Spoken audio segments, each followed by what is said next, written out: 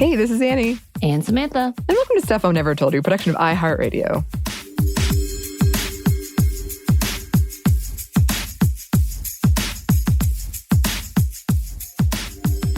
Welcome to another whatever sub segment of Women Around the World, fictional women around the world.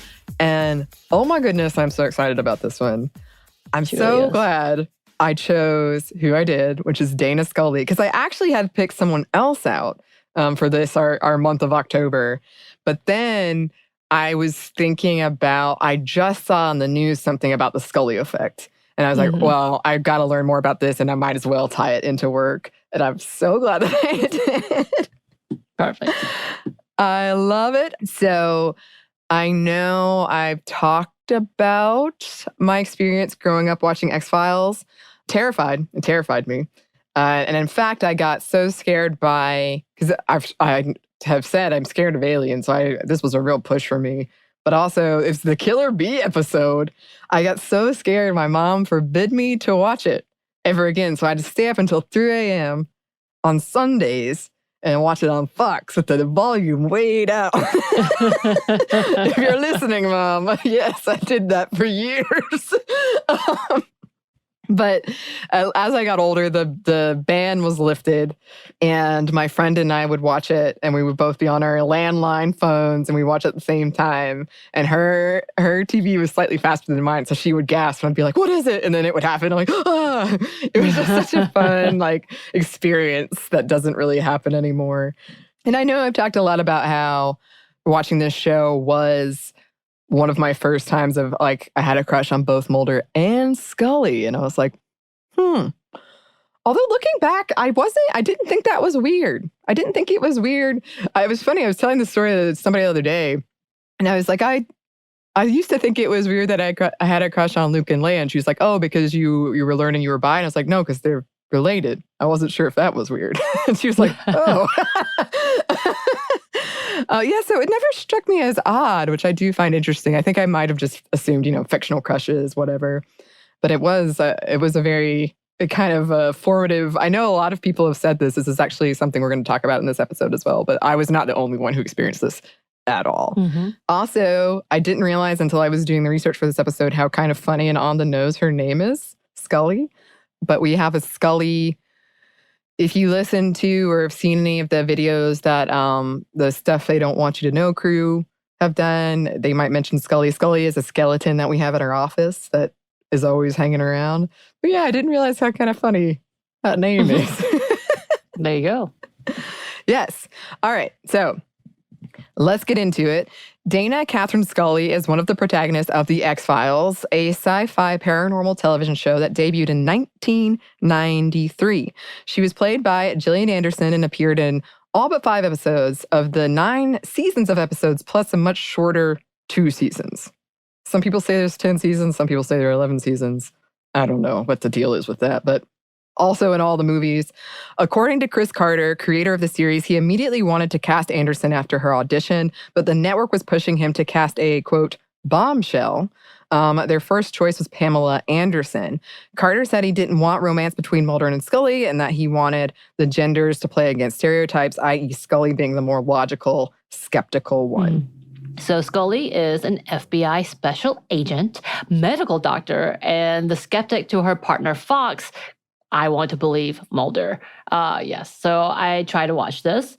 I've gone through a few episodes, but that's part I didn't know. He's trying to convince everybody you need to believe.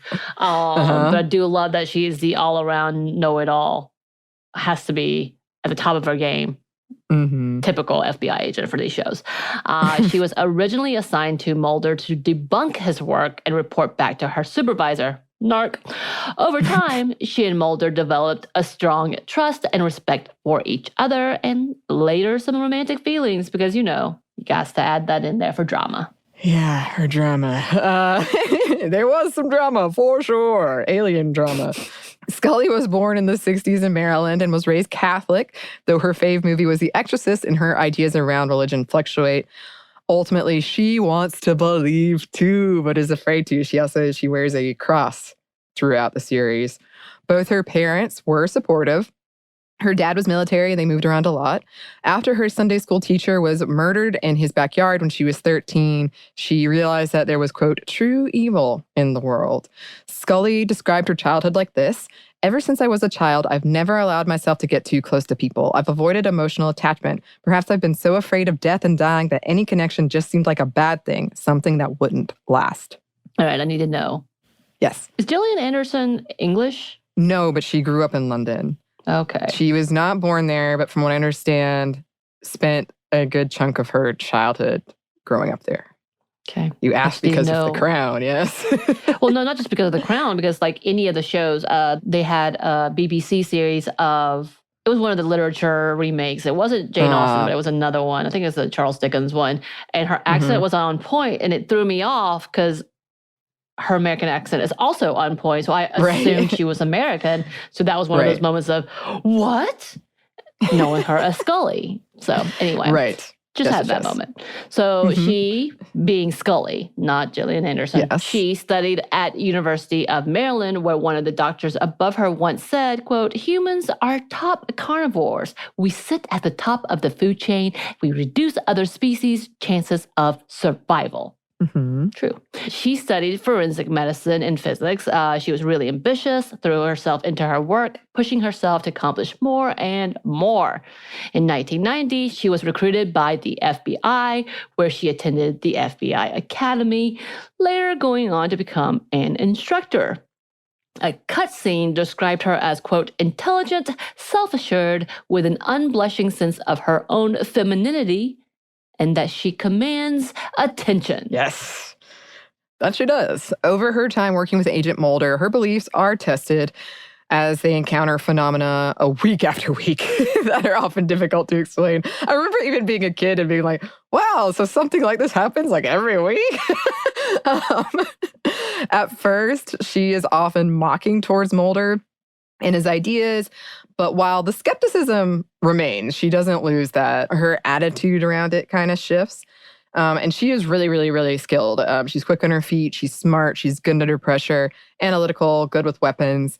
Also, she might be immortal, and I totally forgot about that whole plot line. She has a cancer scare. The plot lines are related to this immortality thing, and an infertility storyline as well. On top of that, she has extraterrestrial DNA that she uses to make a vaccine to save humankind. Ooh. Yes. She partnered with Agent Doggett when Mulder disappeared and gave birth to her and Mulder's telekinetic son, although the pregnancy happened mysteriously, but Scully and Mulder call William their son. Turns out aliens need William to colonize planet Earth, and that he was at one time part alien. In order to protect him, Scully finds a family to anonymously adopt him as a baby. Way back in season 2, she'd unknowingly mothered a daughter named Emily, who was adopted to another family where she died soon after. Scully reunited with Mulder, and they started a life together, her working as a doctor for 6 years until the charges against Mulder were dropped and the two returned as partners to the reopened X-Files unit. That was a lot. I know a lot happened in that paragraph. Right. A lot happened in that short span of time over the show. And then there was something else, and then someone really died. Is like one season. I was like, it gets wild towards the end. Damn, okay. So it wasn't until towards the end of the show that her and Mulder were more consistently shown doing date-like activities together, and hints that they were dating or hooking up started to appear. Mulder gave her a love confession. It's implied that she initiated sex. She leaves him at one point, and then they end up back together, her pregnant with his child. Yeah. Yeah. Sure. I mean, obviously, if you've got like essentially 11 years of stuff and a couple movies, it's a lot to condense. And it's strange. I mean, a lot of strange things happen on this show. But obviously, I did want to talk about the impact this character had because she was well-loved and critically lauded. I found a list of like 20 female characters on TV like now or recently that were inspired by her. Like the creators have said Scully was the inspiration. She had a lasting impact. She has a Barbie. I don't know what that really means, but it means she had a big impact. She regularly lands on lists of best and most iconic heroines and provided inspiration for, yes, a bunch of fictional characters that followed after her. In the words of Liz Shannon Miller at IndieWire, Scully's legacy is so important in so many ways, from giving us the gift of Gillian Anderson's acting to inspiring an entire generation of young women to pursue careers in STEM. Intelligent, loyal, flawed, and brave, Scully was the show's beating heart and saving grace, even in its lowest years. As Chris Carter himself has said, it's Scully's show.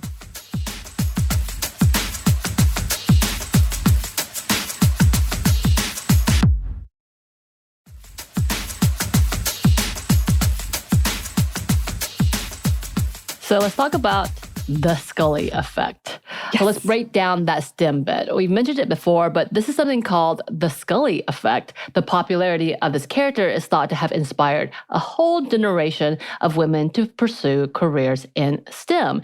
And it's a term still in use today. When asked about this in 2013, Gillian Anderson actually said, quote, "We got a lot of letters all the time, and I was told quite frequently by girls who were going into the medical world or the science world or the FBI world or other worlds that I reigned that they were pursuing this pursuit because of the character of Scully." And I said, yay! As you should. Yeah. I love it. This whole thing has actually been academically studied, including by the Gina Davis Institute. Among 2,000 women surveyed, they found, quote, "Among the women who are familiar with the character, 50% say Scully increased their interest in STEM, and 43% say they considered working in STEM because of her. 91% that knew of her said she was a good role model." And there are so many heartwarming stories of women scientists sitting around with friends to watch the show and being inspired to do what they do, in part by Scully.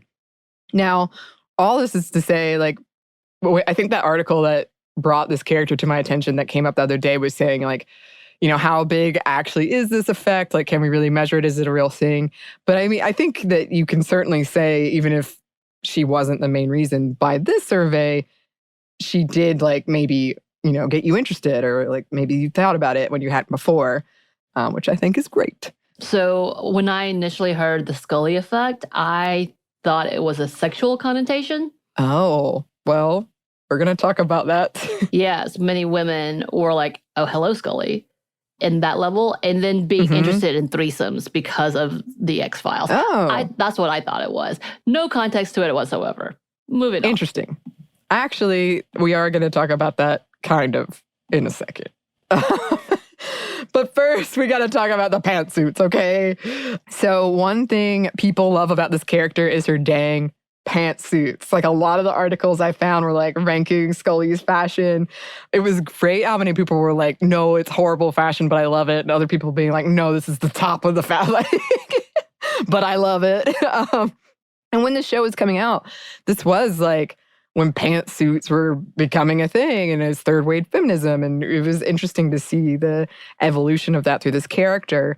While she is introduced in this iconic outfit, simple to the point, and it's when you think of Scully, you probably think of it where it's the white and the black blazer and kind of the black pencil skirt. Throughout the show, she wears some slacks, some shoulder pads, some patterns, to the point her outfits spawned passionate early days internet discussions. Because yes, this was also the early days of the internet. Her style is sometimes called competence core. Her style is both mocked and praised, yes. Her outfits both display femininity while leaning into masculinity, a strategy that many women in masculine fields employed.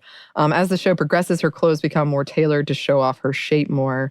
But it was interesting. You can find articles like talking about the symbolism of her outfit and what it says about like where women in the workplace were at the time, and how, yeah, being in this masculine field, she was kind of like trying to lean into that with these boxy outfits, but then also still remain feminine. Interesting. Yeah, I remember those suits, even though I didn't know much of the show. I remember those suits.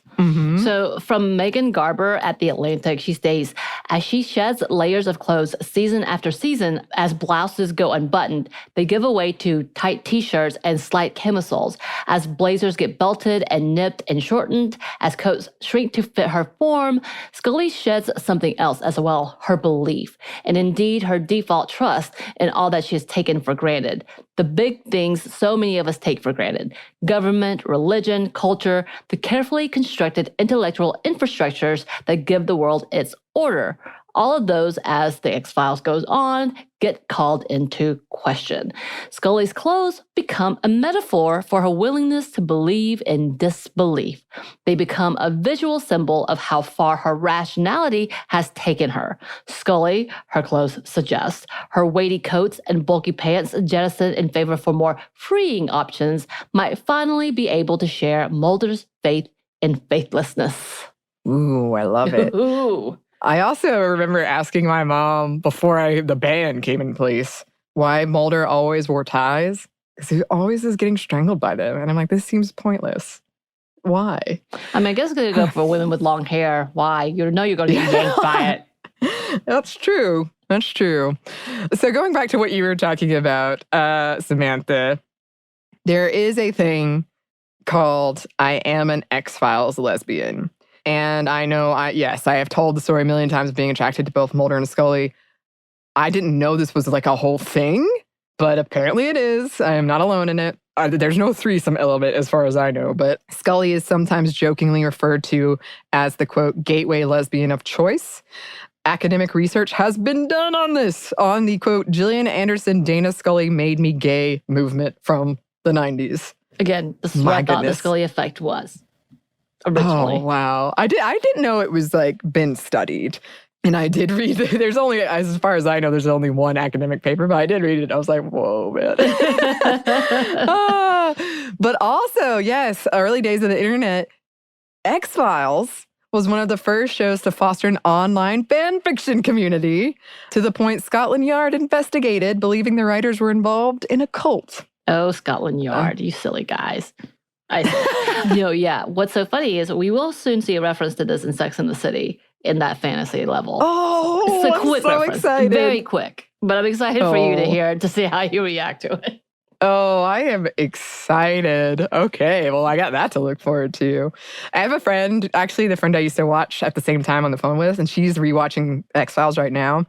And I've been very much enjoying her updates of where she is. And out of context, it can sound quite bizarre, which I love. But she's saying like when she was younger, she had a bigger crush on Mulder, but she also had a crush on Scully. But now she has the bigger crush on Scully. Yeah. Still a crush on Mulder, but bigger on Scully. Yep. That's fair. Yep. That's fair. Oh, this has been so fun. Not one, but two effects we get to talk about. As always, listeners, if you have a suggestion for someone we should feature on Fictional Women Around the World, or any suggestion at all for something we should talk about, you can email us. Our email is stuffmediamomstuff@iheartmedia.com. You can find us on Twitter at momstuffpodcast or on Instagram at Stuff I Never Told You. Thanks as always to our super producer, Christina. Thank you. And thanks to you for listening. Stuff I Never Told You is a production of iHeartRadio. For more podcasts from iHeartRadio, visit the iHeartRadio app, Apple Podcasts, or wherever you listen to your favorite shows.